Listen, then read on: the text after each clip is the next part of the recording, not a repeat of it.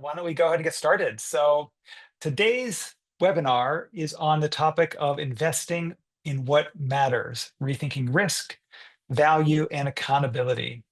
So, my name is Chris Marquis, and I'm a professor at Cambridge, and I'm really thrilled to moderate this important conversation about moving beyond outdated myths about fiduciary duty and so-called trade-offs in impact investing.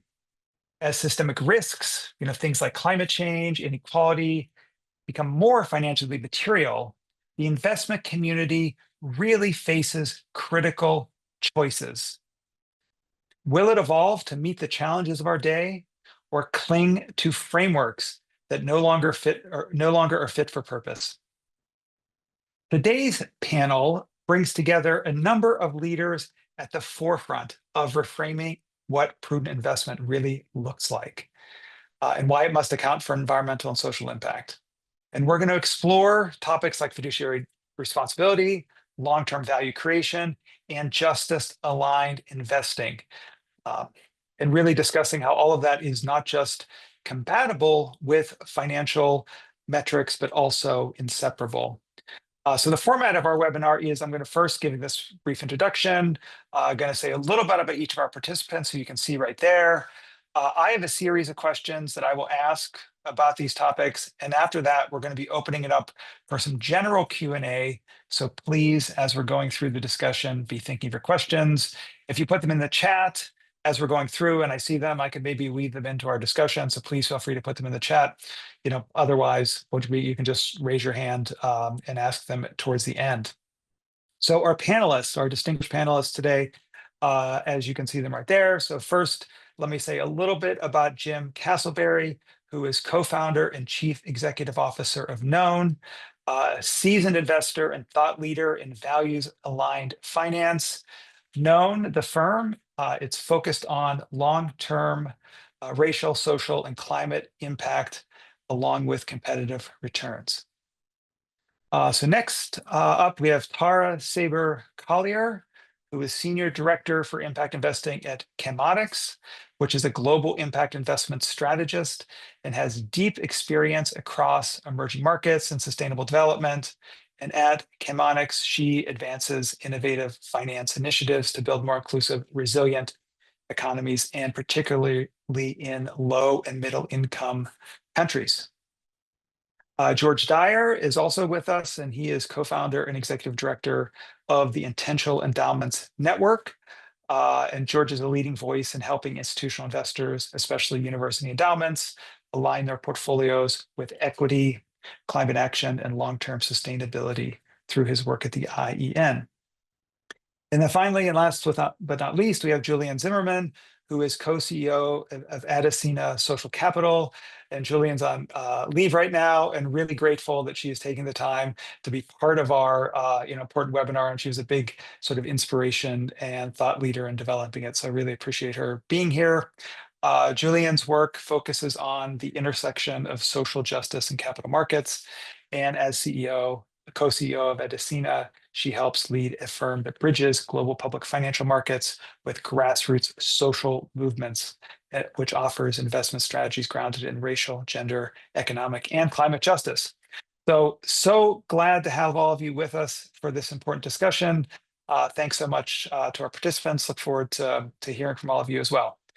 So the first question I have, and I'm going to direct it to Julian and Jim, in particular, reflecting on your organization and the way it has reinterpreted or interpreted fiduciary duty in ways that support justice-aligned investing. Can you say a bit about how you and your organizations think about that? And then, also I'm going to be interested in, maybe myths or other perspectives and how you sort of work with folks with those ideas as well. So Julian, why don't we start with you? So can you kick us off, please? Sure.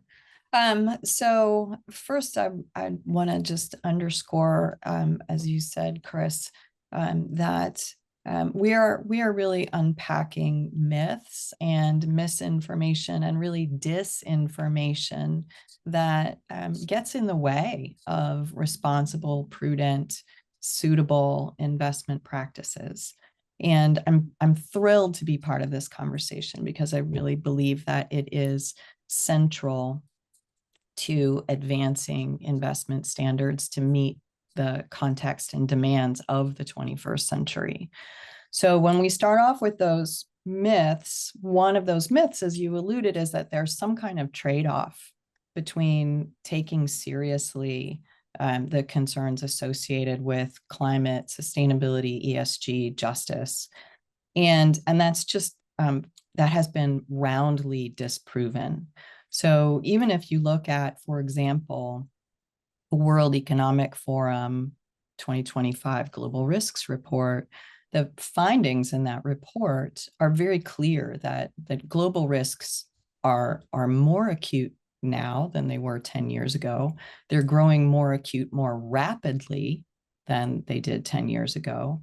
They're completely interconnected. You can't separate risks one from another.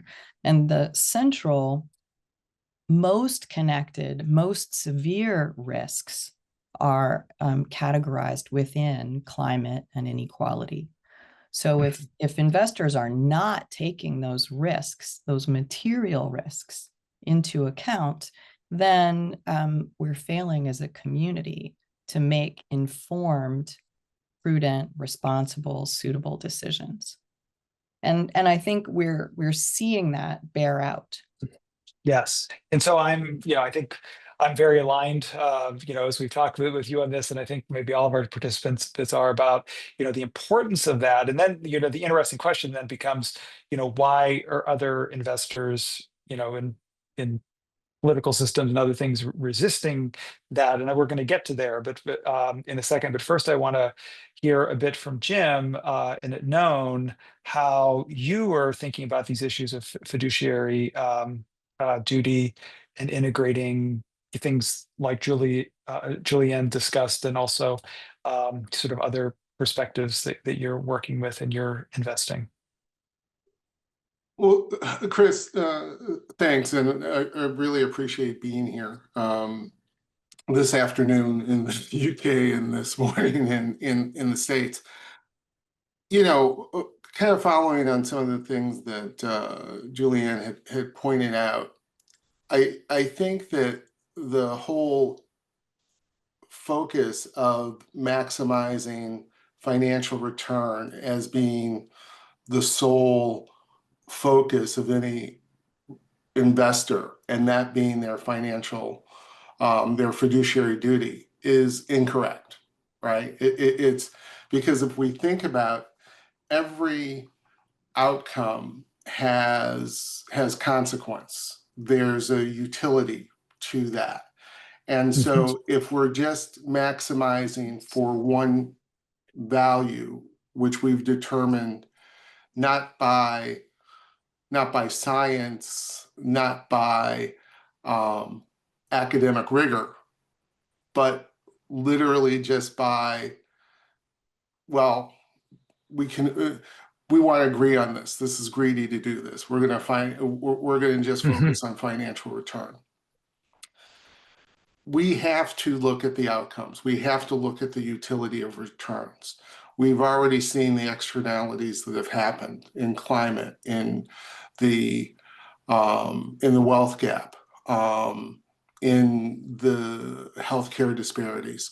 All of those things are a consequence of solely investing for maximizing financial return.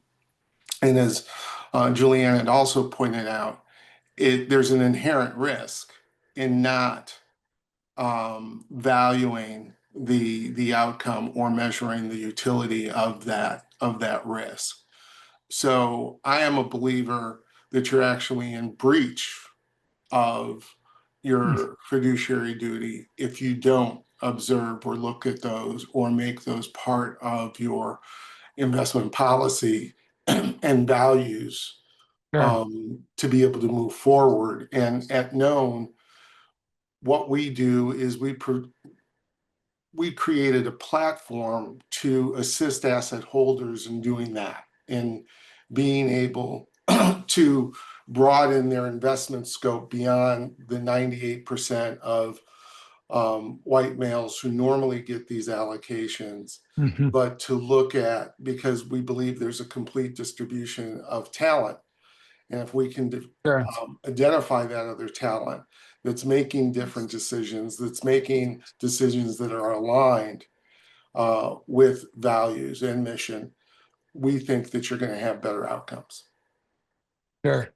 But it seems, and we'll unpack this as the discussion goes, I'm sure, but it seems, I mean, so one, I think I'm hearing this issues of short-term ism a bit, not thinking for the long term. Two, maybe just inertia in the way people think and sort of the way culture is set, maybe, around these 98% men, and also maybe some, systemic issues around sort of race and gender as well. So I think, yeah, these are, and there's probably some more, but I just mentioned that to, those are things I want to come back on this, because as we think about changing this, sort of understanding why that this isn't the dominant view, I think is important. But I also want to make sure to get Tara and George into the conversation too, to hear a little bit from their work and their perspective before digging a little bit more into that. So Tara, I know a lot of the work that you do is in emerging markets, and can you add a little flavor of how fiduciary duty is considered in those contexts, and in particular, investors, a lot of the big investors in the global north, what they can learn from the global south and some of the emerging contexts that you're working with.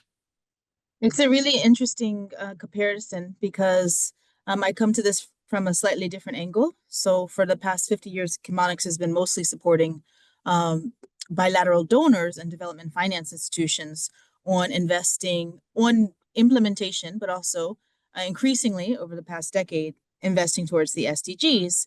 And about 10 years ago, there was this thing called the Billions to Trillions Agenda, where the World Bank, multilaterals, bilaterals, all realized we're not going to reach these SDGs unless we invest alongside institutional investors, so our private sector and commercial counterparts.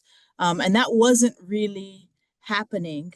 And there's been a lot of backlash about it not happening. But now it's starting to happen. And Mhm. you're exactly right. Yes, some of the ways it's starting to happen are because of things like de-risking, which I know we'll get into later in this call. But some of the ways it's starting to happen is because of moments of reckoning. So, for example, the bilateral donors like USAID and FCDO, which have been our clients, started to work with local pensions in Africa over the past decade with an acceleration over the past 5 years. And the reasons for that is that if you look at the pensions and asset owners, for example, in the US, they've backed so much PE and VC funds, but those same local asset owners, their counterparts in, let's say, Ghana or South Africa, they didn't back and allocate a commensurate percentage to local PE and VC funds Mhm. in country or on the continent. So donors actually started providing different layers of complementary or co-funding to enable more of that to happen. Now, going back to your query, which was about the fiduciary duty, not the part that's unlocked by a donor, but the part that's unlocked by fiduciary duty. Because of our work in this space, we've had more and more interactions and engagement with a wider array of these local asset owners, and we've seen some really interesting things. For example, you know that Africa is going to have about a quarter of the world's global workforce, and they're going to fall off a cliff edge with what's called the demographic dividend if they don't create more jobs. So some of the local asset owners have started to invest in the PE and VC funds and the PE funds that back local small and medium enterprises precisely because they realize one, their members or shareholders are staring in the face, whether it's them directly or their children or their grandchildren, this demographic dividend and an epidemic of unemployment. And we need to invest in ways that are going to address unemployment. And in some cases, a lot of these PE and VC funds, local African ones, have great returns while doing things like supporting Sure. climate innovations and tech innovations. I also have another really interesting story from this, which is an even sharper one on the context of inequality. As you guys know, South Africa is considered the world's most inequitable country in financial terms by the World Bank. And their pensions, I think, had been largely investing in really conventional ways that might mirror like many of their US counterparts. except for they had a lot of that in real estate. And South Africa, you can see why it would have a great real estate market with thriving things like hospitality. But being the world's most inequitable nation, which was along racial lines, that hit a boiling point in 2021. And the country erupted into race riots, which just trashed the buildings. And some of these pension funds had as much as 10% Mm, of their holdings wow. in real estate, which was tanked because they didn't address inequality. And so some of them started to say, okay, should we have a longer term perspective on inequality and the ways that it's going to affect our holdings? Yeah, really interesting. And what's your sense about some of these investments? Do they, I mean, they both have impact and then, but also, long-term financial return. Are these things that mainstream investors are seeing this overlap between impact and finance, or is it still more niche type investors?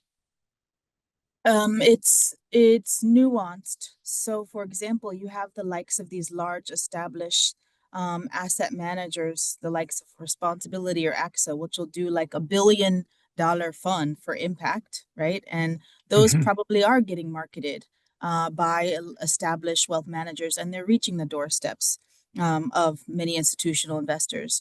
But when you look at the ones that have like really deep impact on the ground, that are really intentional, or that are really intentional about reaching the most vulnerable or taking risk in new ways with things like climate innovation, what I'm hearing and what I'm seeing, and this is because through my work with the UK government, we aim to we aim to do investments that will unlock institutional investors. We hear from a lot of the wealth managers, um, we're not getting enough products like this. We're not getting Hmm. enough products like this. So it points to a real silo, and I'd be curious to hear on the US side if this is also the case. But here in the UK, there's a real silo to the products that are marketed to family offices and ultra high net worths through their managers and advisors, and the products that are circulating in our impact ecosystem, to the extent that we've actually pulled together a platform where we help the asset managers that we support through with donor funds, Hmm. we help them build bridges with family offices, because we were just hearing over and over from these family offices that we'd love more product like this, and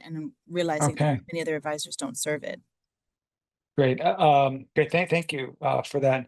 And so, George, wondering to bring you into the conversation a bit. I mean, you're working with a specific class of asset holders, endowments, frequently known as, at least in some cases, I know, being very thoughtful and progressive.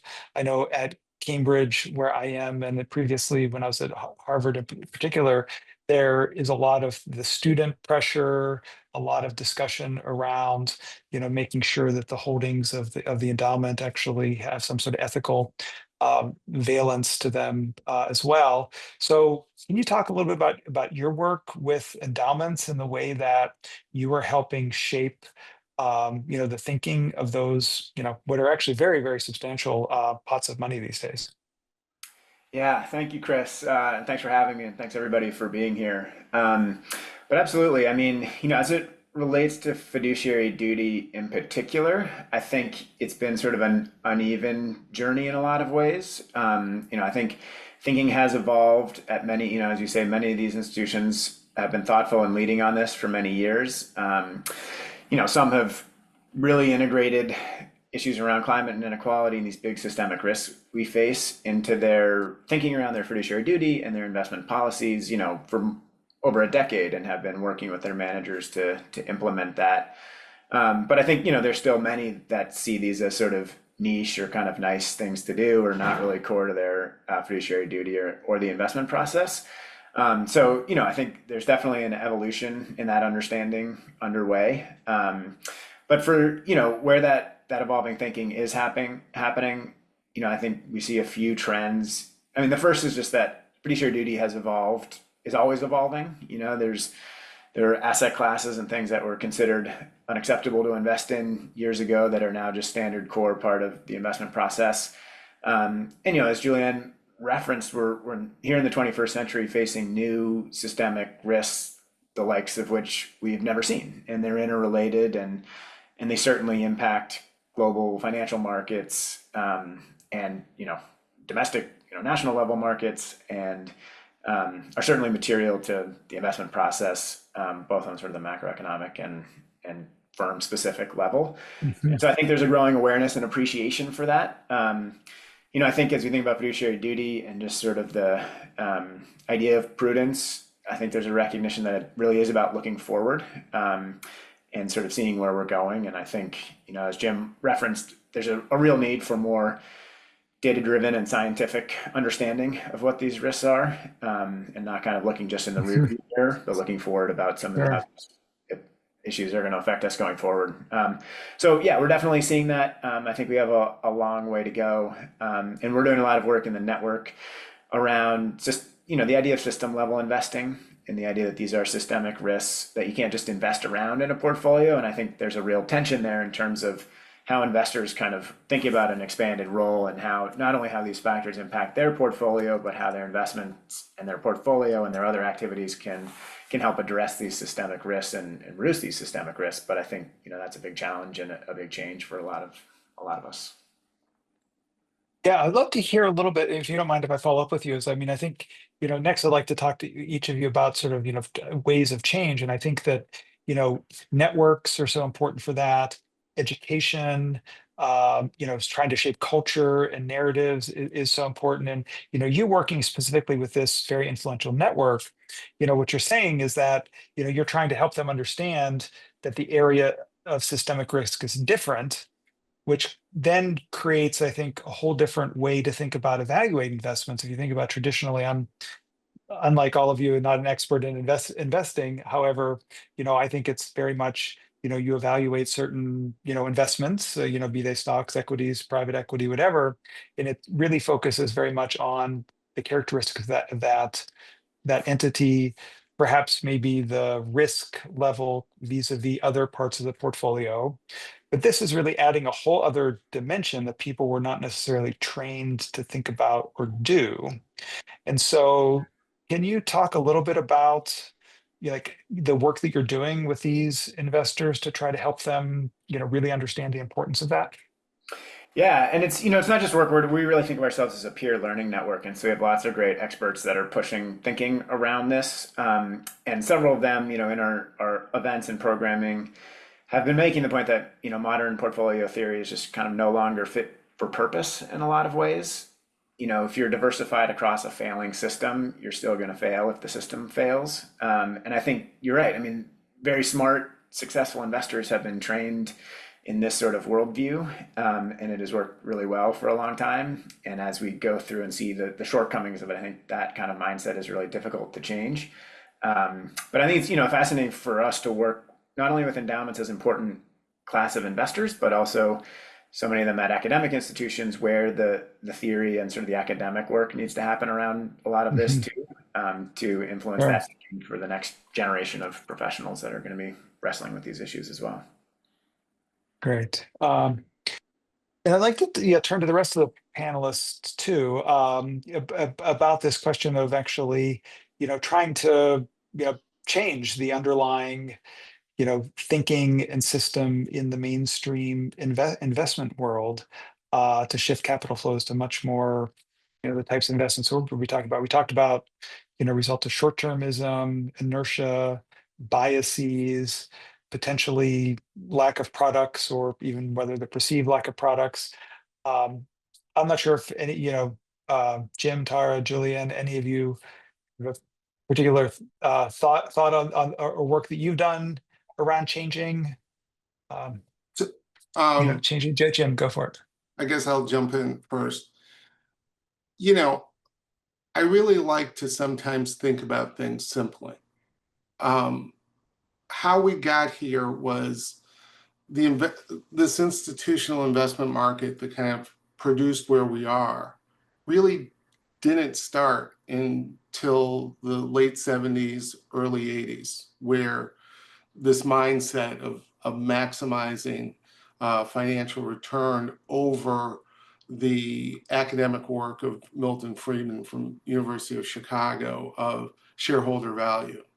And if you even think about that, shareholder value and stakeholder value, it can't be just defined by that one point. So the whole premise that we are living on is fragile. And then I also like to think simply in, to an analogy that everybody can grasp. We used to drive around in cars without seatbelts. We used to have kids in the front seat without car seats. We wouldn't do any of those today. Right. Right. So, and why did we change? Because we saw the externalities that were happening when you didn't. It didn't make difference almost what type of car you had unless you were secured in it. Right. So the whole idea of this change is we have to have the confidence to be able to push. We have to have the leadership to be able to direct and lead.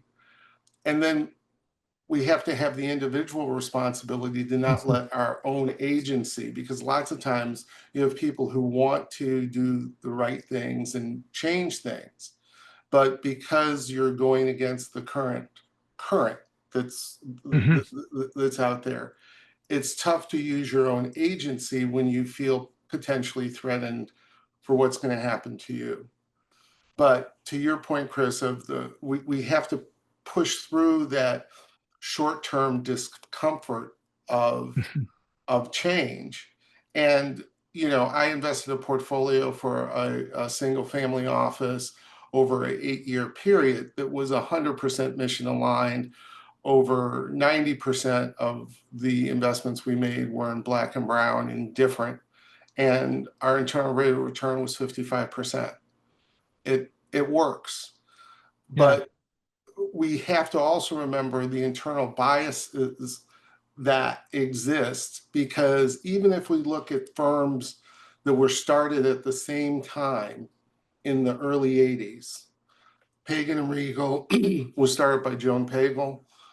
They're approximately at $168 billion in focusing in a fixed income product suite.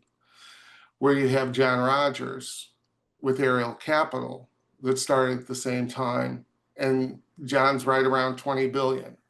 Not that that's a bad thing, but comparable to other companies that started at the same time with similar track records, they're at hundreds of billions, and some, if not as close to $1 trillion under management. And that's nothing to do with bias, because in my career in different roles I've had, I've literally hired and fired Ariel Capital Management over the definition of emerging manager. There's nothing that makes sense in that. So to push for change, we have to look at our guidance documents and our investment policies. If we have our advisors, board responsibility, if we have advisors who tell us we can't do this, find different advisors. Right. So, Jillian, Jillian, go for it. I would love to amplify what Jim just shared, and also the themes that I think are really clearly emergent from everyone's comments, from Tara's as well. What we are seeing and what we believe and practice at Adesina is not only that focusing on the very near term, the very short term is just simply poor decision making, right? But we're also seeing, and we're hearing from many of our clients who are institutional asset and representing those large asset owners. What we're hearing from them is that they are increasingly recognizing that it doesn't make sense the way that we currently think about quote unquote impact, right? If we know that these are material concerns and risks, and that they're not hypothetical future scenarios, but they're real current pressures on our portfolios. And yet we are continuing to only address them in tiny set-asides or experimental Mhm. sleeves of our portfolio. There's a fundamental disconnect there, right? Because again, if these are material issues, and at Adesina, we believe there's more than abundant evidence that they are, and we're not addressing them in the corpus, that's Mhm. a disservice to the beneficiaries and our clients and our heirs and the missions of the institutions we serve and represent. We also believe that the people who are most directly affected and informed about these issues are the ones who provide the most actionable guidance about how to make better informed decisions. And so, very much too frequently within our investment community, we look to our peers, we look to each other for that guidance. And that really reinforces some of those outdated, frankly, poor practices that really are not based in our current context. Whereas at Adesina, we consult with communities and social justice organizations across racial, gender, economic, and climate concerns who tell us on the ground, how are these risks showing up? Sure. How are they affecting the communities? And by the way, the beneficiaries, as we've heard from the other panelists, exist in context of the communities and the global current events that we all Mhm. influence, right? So Right. trying to maximize short-term financial returns in absence of considering, again, how that has value, Mhm. positive or negative, for the beneficiaries, the clients, the organizations we serve, is really an abrogation of fiduciary Sure. duty. Conversely, taking those considerations and that informed perspective into account enables us, as you've heard, to not only manage that risk more effectively, more prudently, more responsibly, but it serves to generate preferred long-term returns. It enables us to make more responsible, more prudent decisions. Right. Uh, Before opening up, for the broader discussion, I want to ask a bit about the sort of what narratives your constituents that may not have believed what we've been talking about before find appealing. So we're hearing things around long term, the world is changing with greater potential for systemic risks and challenges, hearing things about responsibility.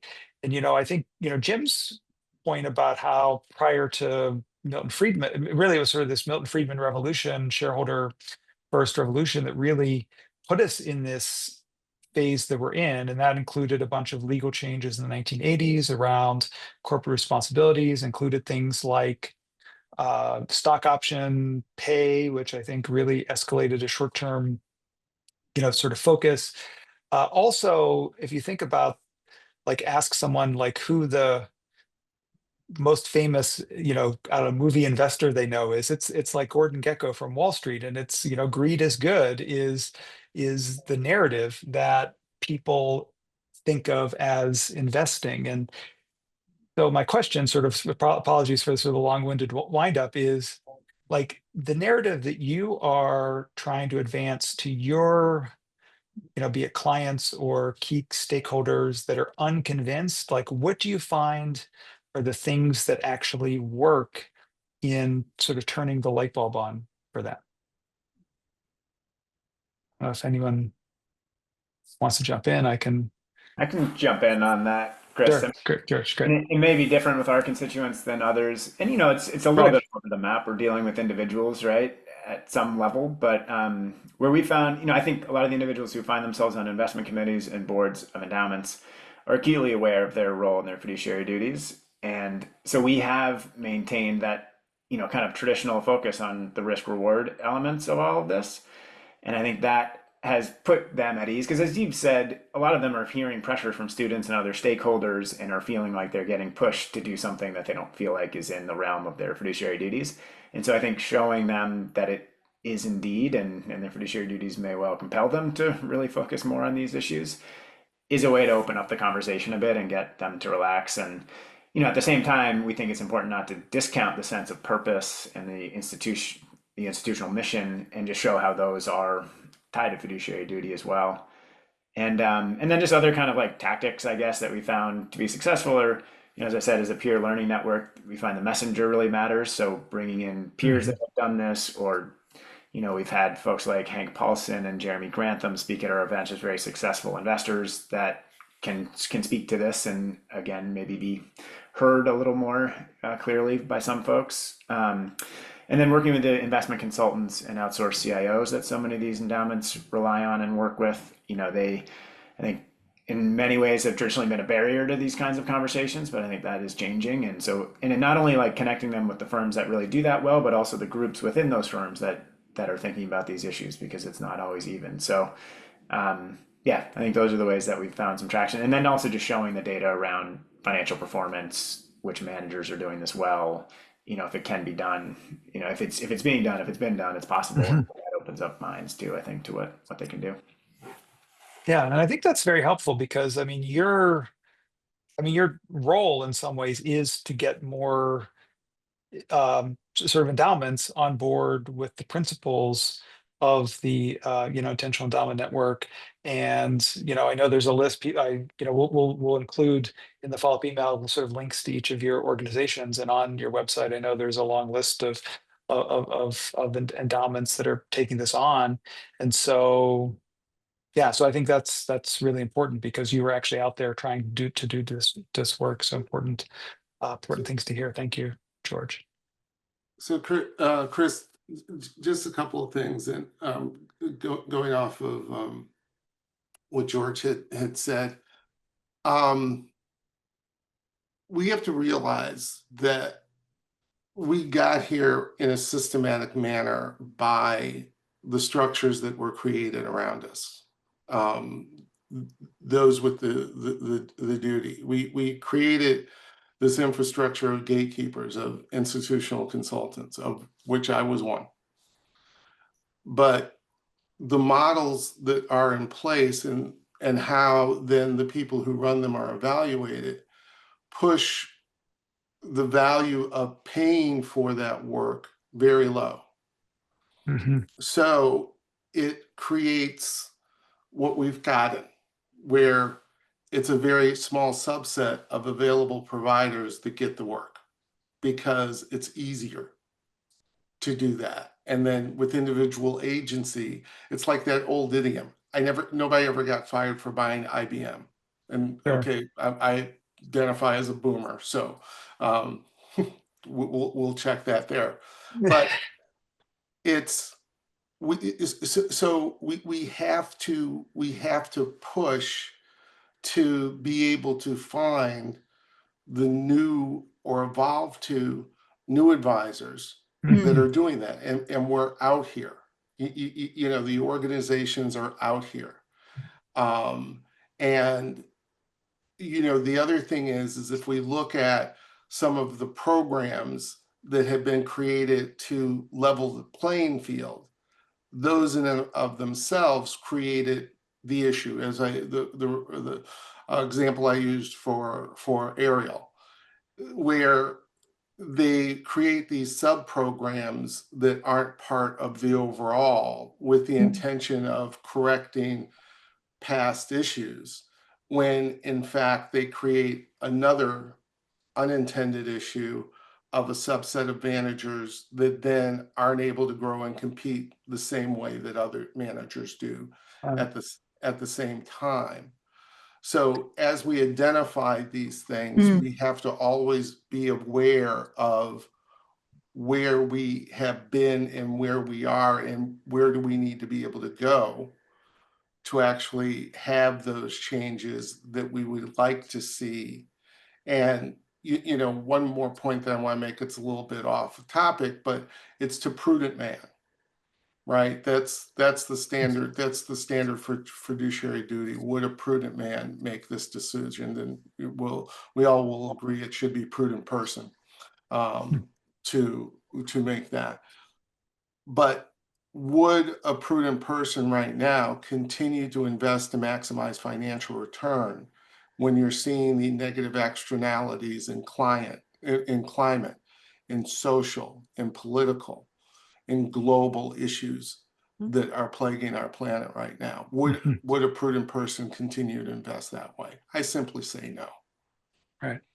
I'll Yeah. I'd like to Please, chime Star. in on that on multiple counts, because it is interesting about the sense of being prudent, whether you're talking about backing emerging managers, gender lens investing, racial equity investing, and investing in emerging markets.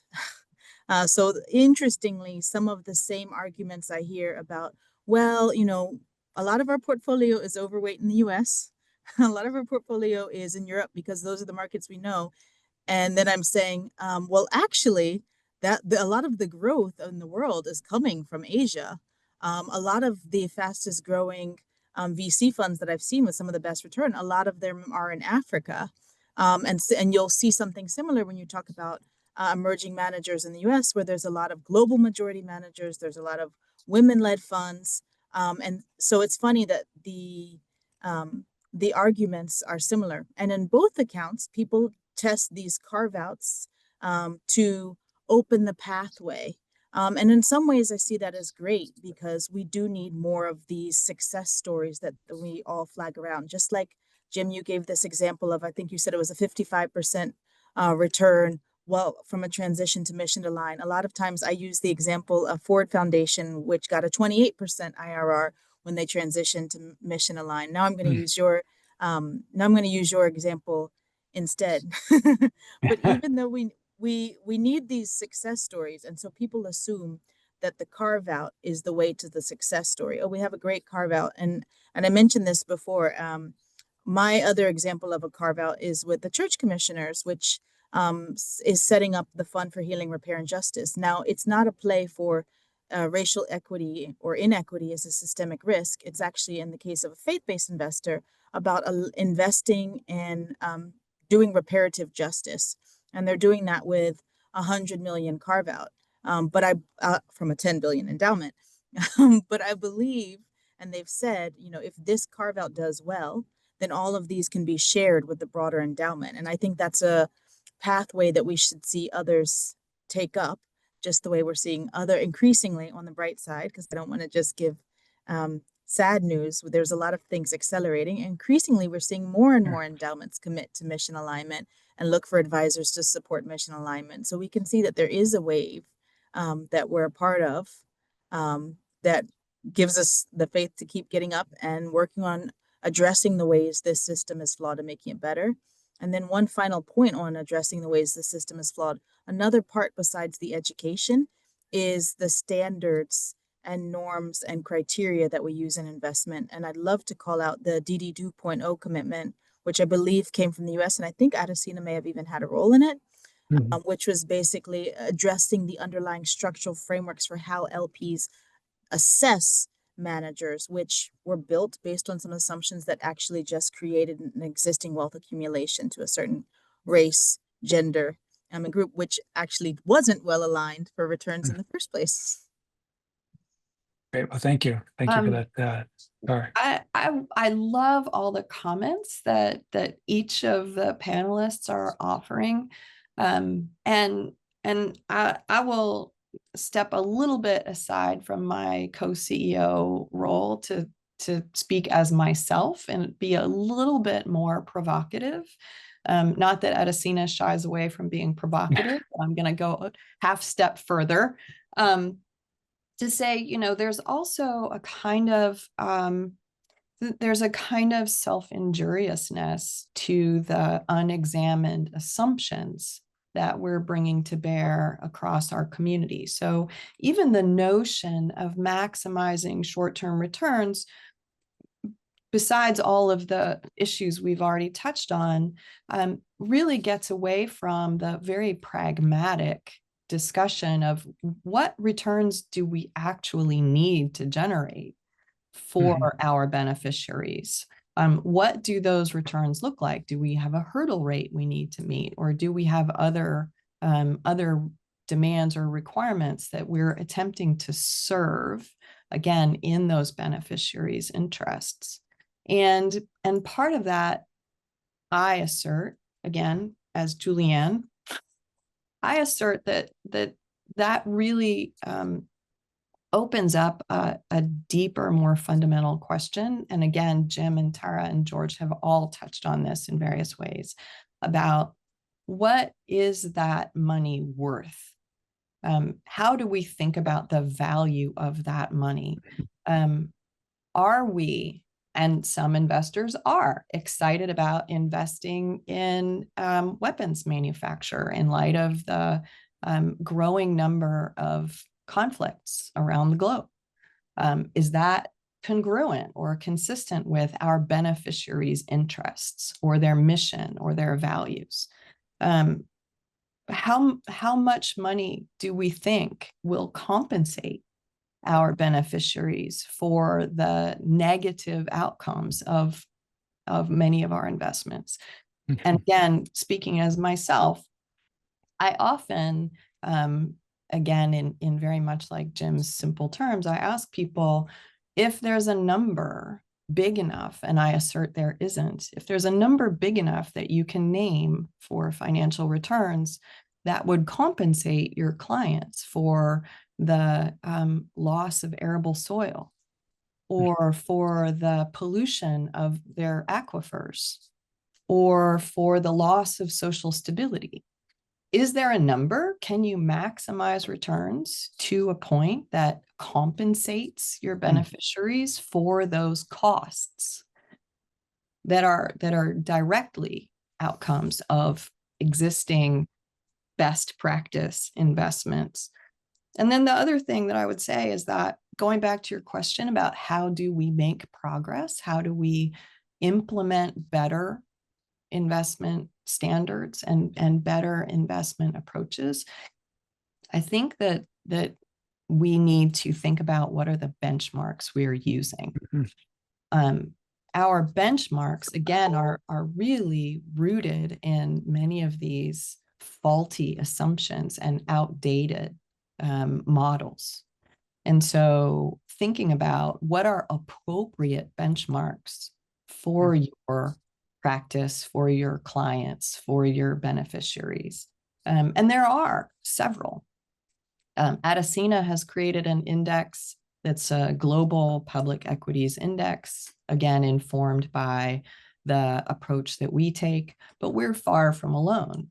So there are other indexes that are readily available in the market to use as benchmarks that are more informed by and grounded in the realities of the 21st century. So this is not investment advice. It's not a referral or an endorsement, but just by reference, there are benchmarks readily available offered by the likes of Etho and Sphere. And one of the things that I want to applaud is that George and his team at Intentional Endowments Network have really encouraged the participants in their peer community to think about this in a systemic, strategic, very practical way of evaluating in the mandate or in the directive or the investment policy statement, are we naming and working with appropriate benchmarks for, again, our institution, our fiduciaries, our clients, our heirs? Because if we're not using the right benchmarks, then it becomes almost impossible to make prudent decisions and nearly impossible to make any kind of change.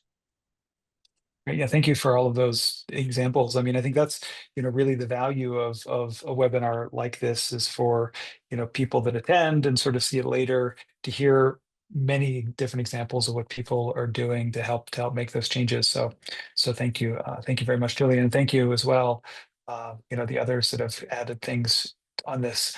We have time for probably maybe one or two questions from our audience. I don't know if anyone wants to volunteer.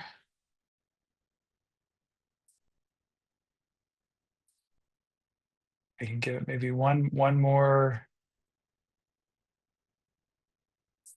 one more second. So great. So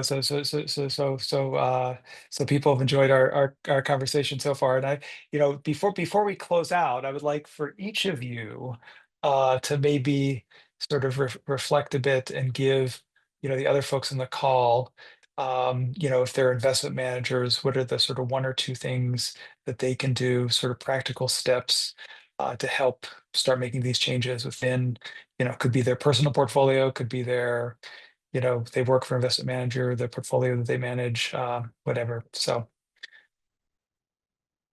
Julie, maybe we'll start with you since you. Sure.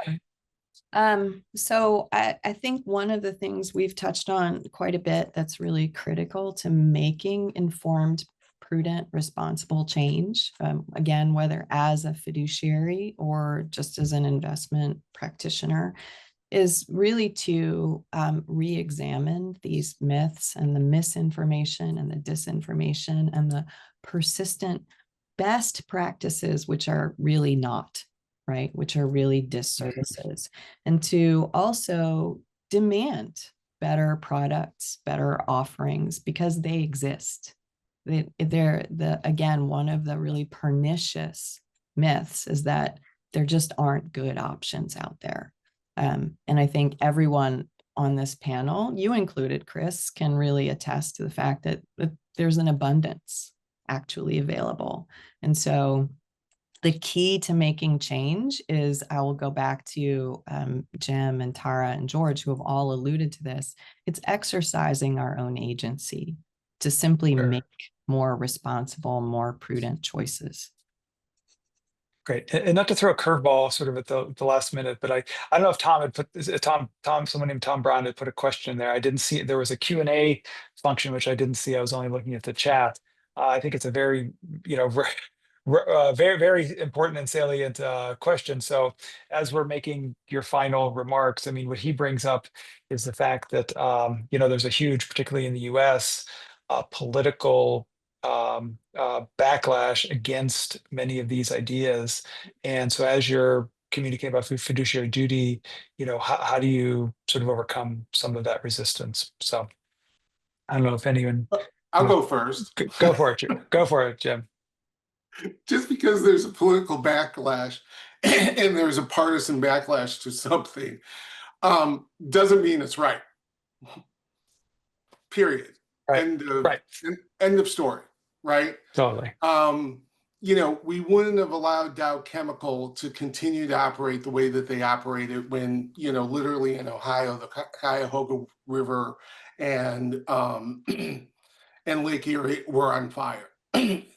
Just because there's backlash about being woke, about all of these different things, it doesn't mean that some of those things aren't prudent, aren't right, aren't how we should move forward with everything. Mm-hmm. The thing that I think is driving that undercurrent of that backlash is exactly the same thing that's caused all of the outrage. It's lack of opportunity, it's lack of resources for groups that aren't part of the 1%.